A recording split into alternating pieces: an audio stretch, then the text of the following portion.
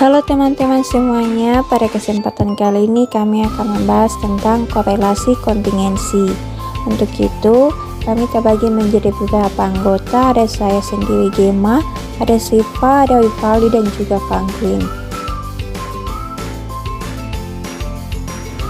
Kolerasi kontingensi. Kolerasi kontingensi terbagi menjadi 4. Yang pertama, pengertian kolerasi kontingensi. 2. Prosedur uji kolerasi kontingensi. 3. Contoh penggunaan. 4. Tabel distribusi Chi-square. Pengertian kolerasi kontingensi. Koefisien kontingensi atau koefisien kolerasi kontingensi adalah salah satu teknik analisis untuk mengukur tingkat hubungan dari dua kelompok atau variabel. Jenis kolerasi ini bisa digunakan jika salah satu atau kedua variabel memiliki skala pengukuran nominal. Pengertian pengertian di sini terbagi menjadi 6.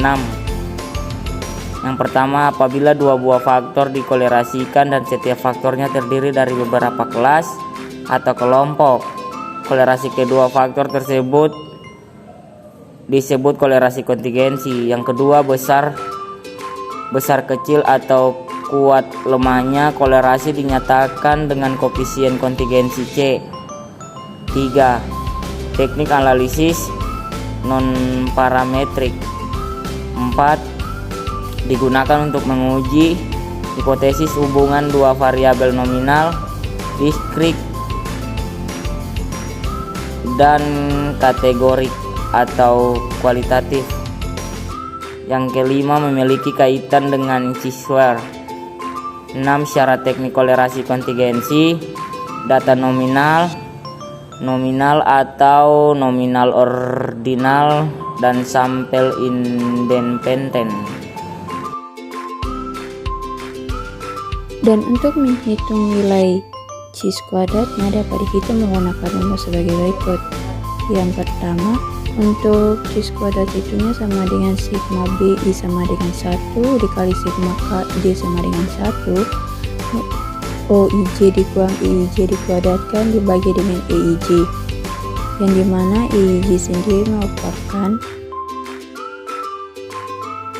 total kolom dikali total baris dibagi dengan total observasi. Dengan kekuatan korelasi C sendiri dapat dihitung dengan C sama dengan akar dari X kuadrat dibagi dengan X kuadrat ditambah N. Dengan keterangan B adalah banyaknya baris, K adalah banyaknya kolom, O adalah observasi atau banyaknya pengamatan, P adalah ekspektasi, dan N adalah jumlah baris dan kolom. Untuk uji signifikansi terbagi atas 6. Yang pertama, rumus hipotesis. Untuk rumusan hipotesis, yang pertama, H0 sama dengan tidak ada kolerasi yang signifikan antara dua variabel, dan yang kedua, H1 sama dengan terdapat kolerasi signifikan antara kedua variabel. Yang kedua, taraf signifikan di DF. Menentukan alfa dan DF sama dengan B kurang 1 kali K kurang 1. Yang ketiga, statistik uji. Untuk statistik uji yaitu uji signifikansi kolerasi kontingensi menggunakan Chi-square. Yang keempat, komputansi statistik uji yaitu Chi-square tabel sama dengan Chi-square DF kali alfa, Chi-square hitung, dan C. Kelima, daerah kritis.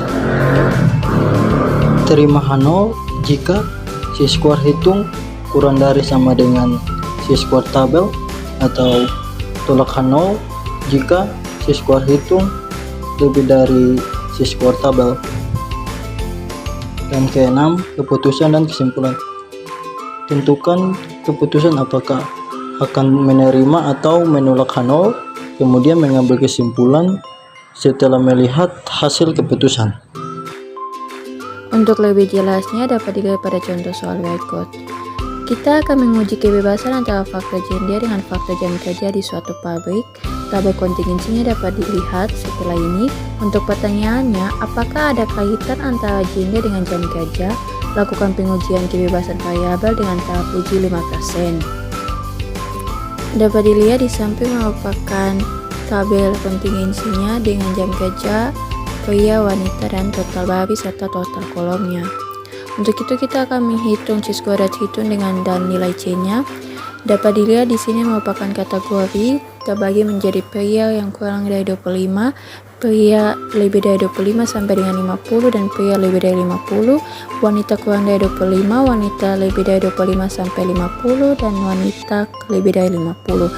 Dengan totalnya 2, 7, 5, 3, 6, dan 7, total keseluruhannya itu 30. Untuk mencari nilai EIJ-nya dengan rumus total kolom dikali total baris dibagi dengan total observasi, maka yang pertama 14 dikali 5 dibagi 30 sama dengan 2,33. Kemudian 14 dikali 13 dibagi 30 sama dengan 6,0667. 14 dikali 12 dibagi 30 sama dengan 5,6000. Kemudian 16 dikali 13 dibagi 30 sama dengan 6,9333. 16 dikali 12 dibagi 30 sama dengan 6,4000.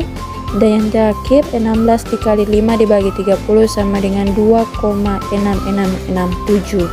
Selanjutnya, setelah diketahui nilai OIJ-nya dan EIJ-nya, maka langkah berikutnya yaitu OIJ dikurang dengan EIJ. Maka 2 dikurang 2,33 hasilnya 0,33. 7 kurang 6,0667 ya 0,933. Berikut sampai yang terakhir untuk 7 dikurang 6,400 hasilnya 0,6000. Setelah mendapat nilai OIJ dikurang EIJ-nya, maka nilai dari OIJ dikurang EIJ-nya dikuadratkan. Dari min 0,33 dikuadratkan menjadi 0,1111, 0,9333 dikuadratkan menjadi 0,8711, min 0,6000 dikuadratkan menjadi 0,3600, 0,33 dikuadratkan menjadi 0,11, min 0,9333 dikuadratkan menjadi 0,8711, dan yang terakhir 0,6000 dikuadratkan menjadi 0,3600. Dengan begitu, langkah yang terakhir, nilai dari OIJ dikurang EIJ dikuadratkan dibagi dengan nilai dari EIJ, maka 0,111 dibagi dengan 2,3333 dapatnya 0,476. Berlaku rumus yang sama sehingga pada yang terakhir 0,3600 dibagi dengan 6,4000 dapatnya 0,0562. Dengan begitu, hasil dari C² hitungnya yaitu 0,4791 dengan nilai C-nya sama dengan akar dari C² dibagi dengan C² ditambah N, sehingga 0,4791 dibagi dengan 0,4791 ditambah 30 hasilnya 0,12537. Dan untuk interpretasi hasilnya dapat dihitung yaitu H0 sama dengan tidak ada korelasi yang signifikansi antara gender dan jam kerja. H1 terdapat korelasi yang signifikansi antara gender dan jam kerja. Kemudian taraf nyata alfa sama dengan 5% atau 0,05 dengan DF sama dengan B dikurang 1 dikali K dikurang 1, DF sama dengan 3 dikurang 1 dikali 2 dikurang 1 sama dengan 2.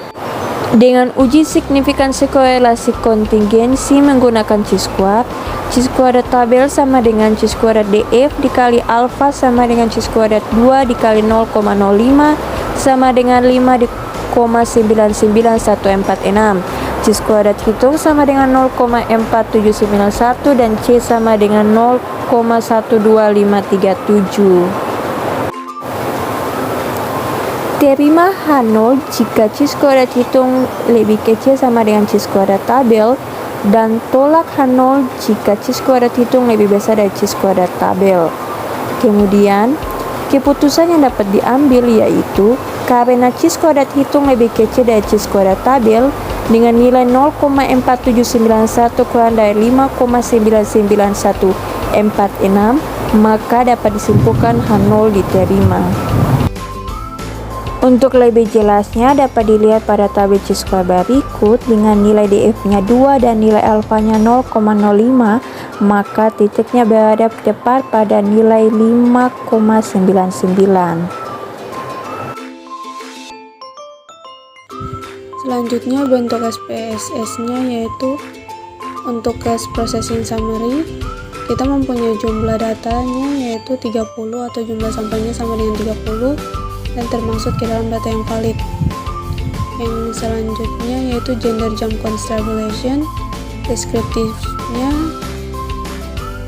untuk pria dengan jam kerja kurang dari 25 jam per minggu terdapat 2 orang, jam kerjanya 25 sampai 50 jam per minggu yaitu terdapat 7 orang, dan jam kerja lebih dari 50 jam per minggu terdapat 5 orang.